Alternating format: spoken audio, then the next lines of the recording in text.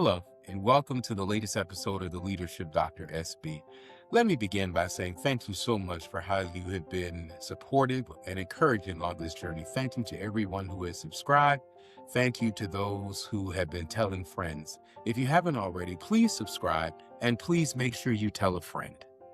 Today, we're talking about being unapologetically anchored, leadership without compromise.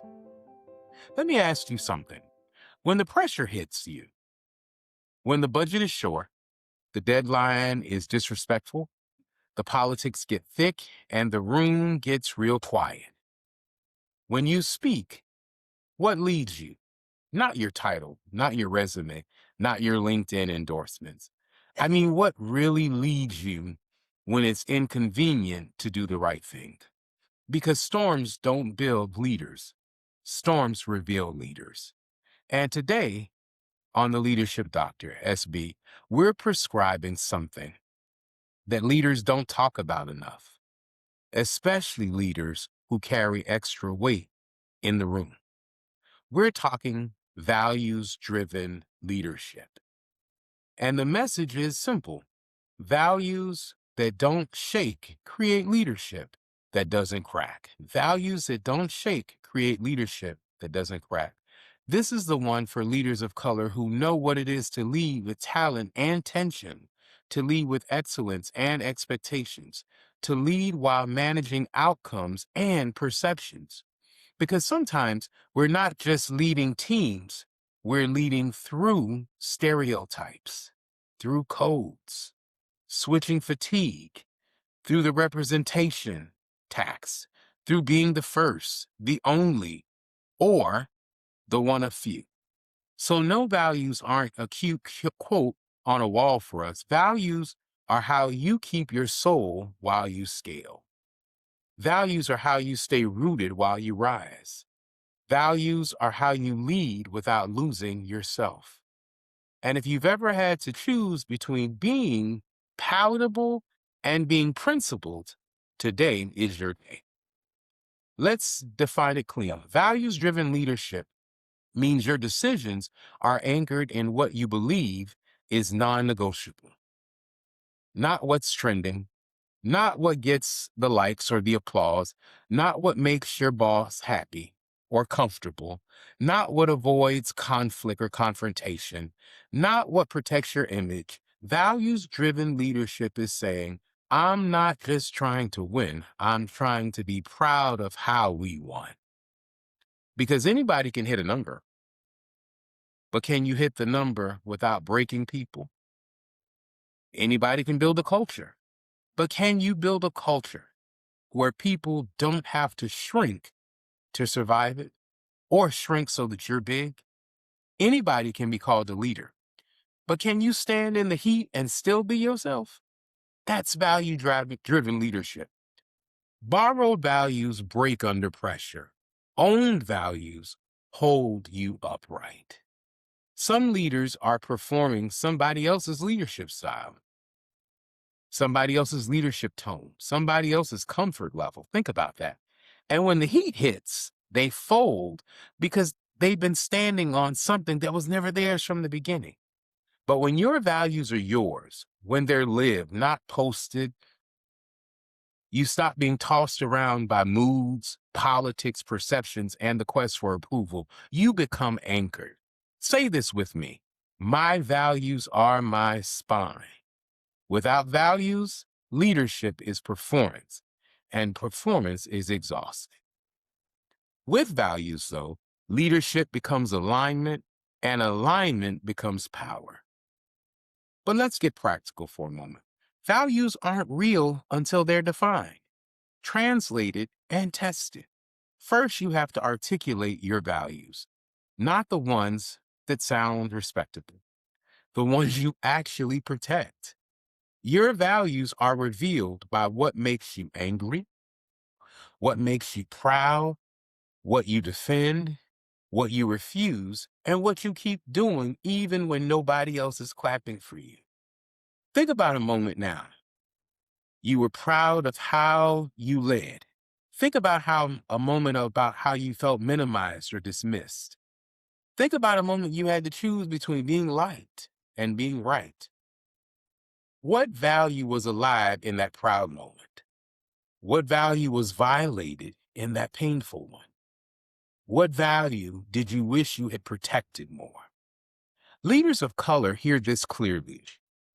That tight feeling you get when something is off is not you being too sensitive.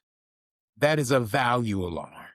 And too many of us have been trained to silence that alarm just to stay employed, promoted, or invited. Don't silence it anymore. Study it. It's pointing you to what matters most. Next, name the behaviors. If your values can't be seen, they can't be led. People love saying the word integrity, excellence, respect, community. But what does that look like on a random Wednesday at 2:17 p.m.? If respect is a value, do you interpret people or do you make space? Do you correct publicly or coach privately? If excellence is a value, do you demand results without resources or do you build systems that help people win? If community is a value, do you share credit or hoard it? Values without behaviors are just vibes. And let's be honest, vibes don't build trust. Patterns do. People don't follow your slogans. They follow your consistency. Now, let's talk about the part nobody likes, trade-offs. Values cost something, don't they? If your values never cost you a hard conversation, an unpopular decision, a boundary, a delayed win, or discomfort, then that might not be a value. That might be your preference. Real values have a price tag, and leaders of color know that sometimes doing the right thing costs more. You might be labeled faster, questioned harder, second guessed longer. So this isn't about recklessness, it's about clarity. Decide in advance what you're willing to trade and what you are not willing to trade. Because if you don't choose your trade-offs ahead of time, the moment will choose for you. And the moment is always loud. The moment always says, just this once, but just this once is how leaders lose themselves.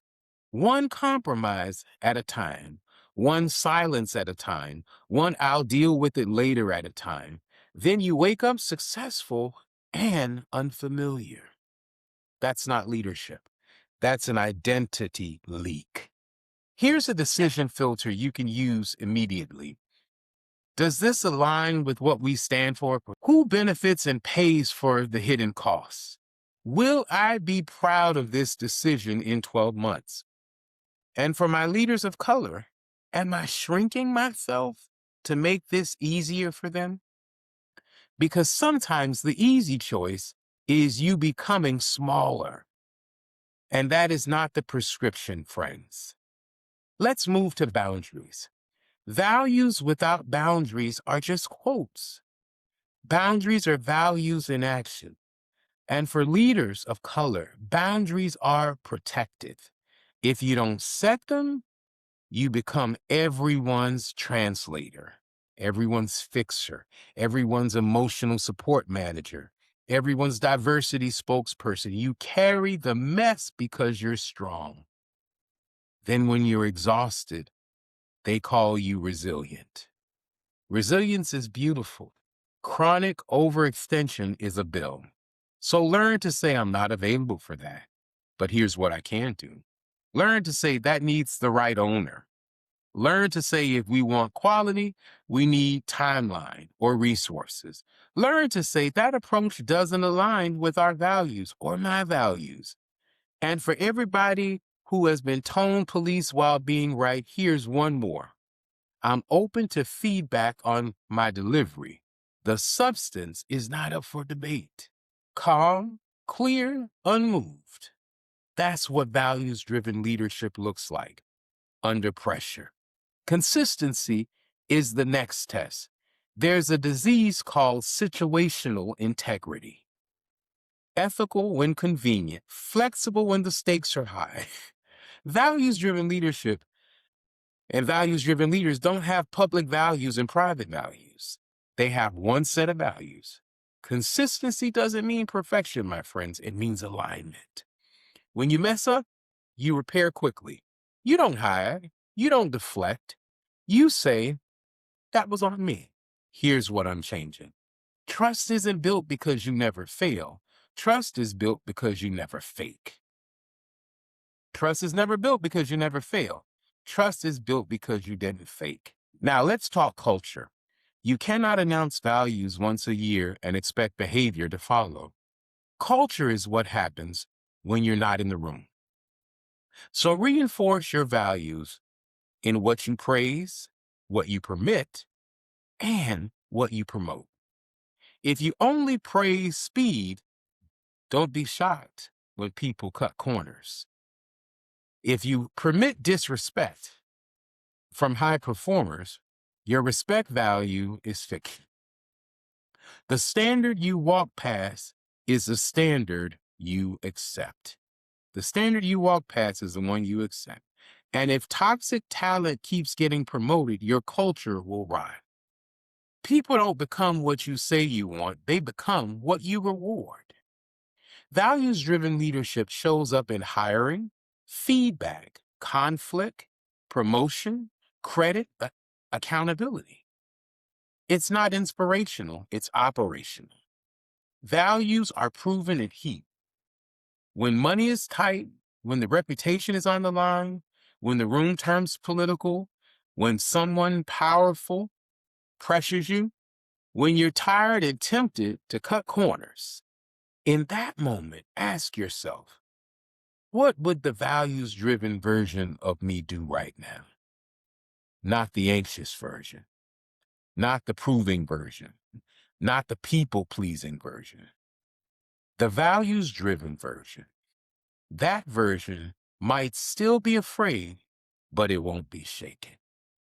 Courage is values in motion while fear is present.